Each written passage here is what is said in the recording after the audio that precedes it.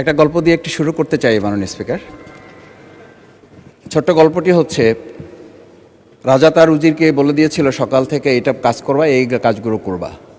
উজির বলেছিল যে আমাকে যে কাজগুলো বলেন কোনটা কখন গুরুত্বপূর্ণ কোনটা ছুটে যায় তার চেয়ে আপনি আমাকে একটা তালিকা করে দিলে ভালো হয়। একটা তালিকাও করে দিয়েছিল। তালিকা দেখে দেখে সে কাজ শুরুই করেছিল।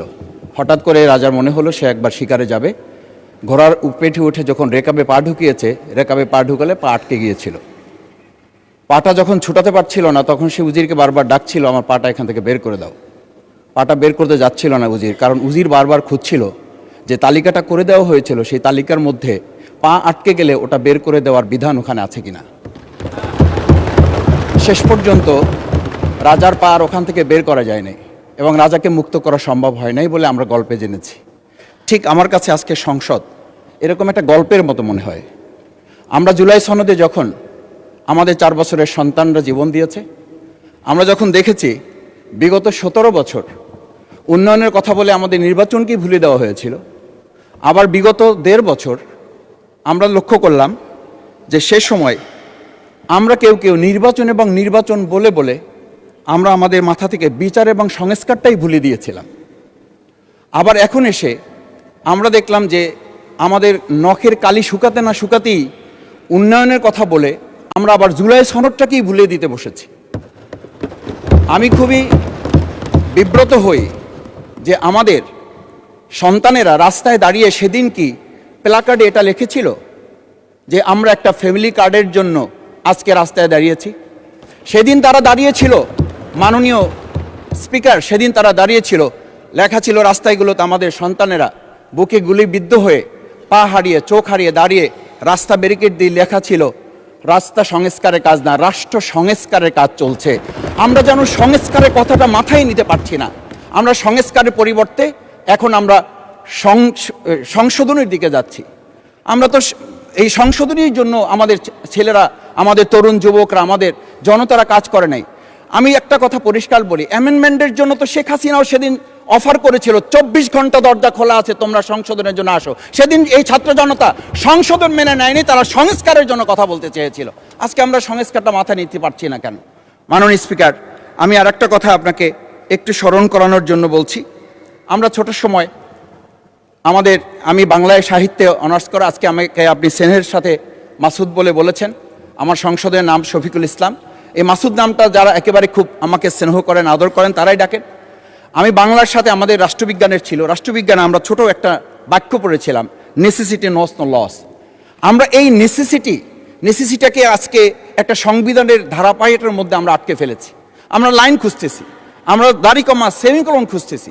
আমরা আজকে পরিষ্কার একটা কথা বুঝি যে আমাদের এই সংস্কারের প্রয়োজনটা এই কারণে দরকার হয়েছে, এই প্রস্তাবটা এজন্য উত্থিত হয়েছে যে এটা 30 কার্য দিবসের মধ্যে যেখানে করার কথা ছিল সেখানে আমরা খাল খননে গুরুত্ব দিলাম, ফ্যামিলি কার্ডে গুরুত্ব দিলাম, কৃষি কার্ডে গুরুত্ব দিলাম, আমরা আরও অনেক কাজে গুরুত্ব দিলাম। অথচ যেটার জন্য আজকে নির্বাচন করে আমরা এখানে নিজেরা কথা বলার সুযোগ পেলাম, সেই সংস্কার আমরা নজর দিতে পারলাম না কেন? মাননীয় স্পিকার, আমি আর দুটো কথা বলি।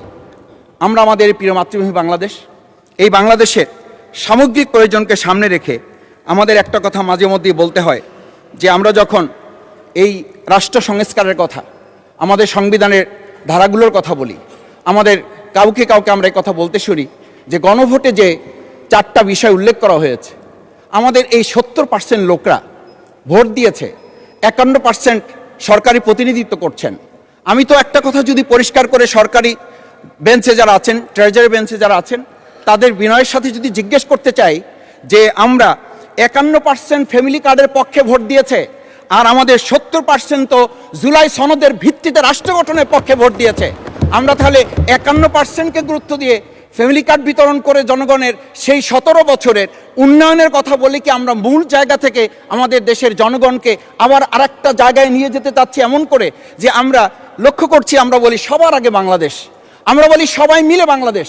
আমি তো তা লক্ষ্য করছি না। আমাদের আশঙ্কার জায়গাটা, আমাদের উদ্বেগের জায়গাটা, উৎকণ্ঠের জায়গাটা মাননীয় স্পিকার ওইখানে যে 11টা সিটি কর্পোরেশনের প্রশাসক বদল হয়েছে। আমরা কি লক্ষ্য করলাম না সবাই মিলে যদি বাংলাদেশ হয় তাহলে সরকারি দলের বাইরে একজন যোগ্য লোক, সৎ কি মানুষ ওখানে খুঁজে পাওয়া গেল না? মাননীয় স্পিকার, আরেকটা কথা বলি, 42টা জেলা প্রশাসক বদল হয়েছে। মাননীয় স্পিকার, এই পাশ থেকে প্রায় কথা বলি যে এখানে বলা হয়েছে যে মানে আমরা সবাই মিলে বাংলাদেশ, সবার বাংলাদেশ যখন বলি, সবাই মিলে দেখি টেবিল চাপড়িয়ে আমরা এই মহান জাতীয় সংসদকে খুবই সরগরম করে ফেলি।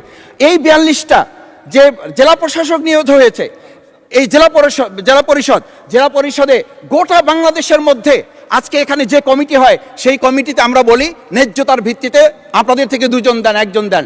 মাননীয় স্পিকার, খুবই বিনয়ের সাথে জিজ্ঞেস করি, আমরা কি সেই নতুন বাংলাদেশের দিকে যেতে পেরেছি যেই বাংলাদেশে এই 42 জন জেলা পরিষদের 1 জন জেলা পরিষদকে আমরা কাউকে খুঁজে বের করতে ওখানে ন্যায্যতার ভিত্তিতে দিতে পারলাম না? মাননীয় স্পিকার, আমরা তত্ত্বাবধায়ক আমাদের অন্তর্বর্তীকালীন সময়ে যখন 1-2 জায়গায় এরকম প্রশাসক নিয়োগ হয়েছে, আমরা বললাম এটা সংবিধান লঙ্ঘন এবং এটা গণতন্ত্রের সাথে সাংঘর্ষিক।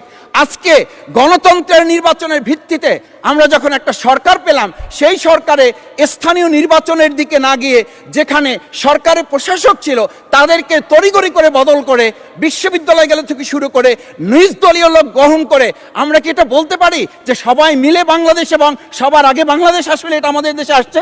আমরা বলতে পারি না বিধায়ী আজকে জুলাই সনদ বাস্তবায়ন এবং তার ভিত্তিতে আমাদেরকে এখানে শপথ গ্রহণ করানো হয়েছে।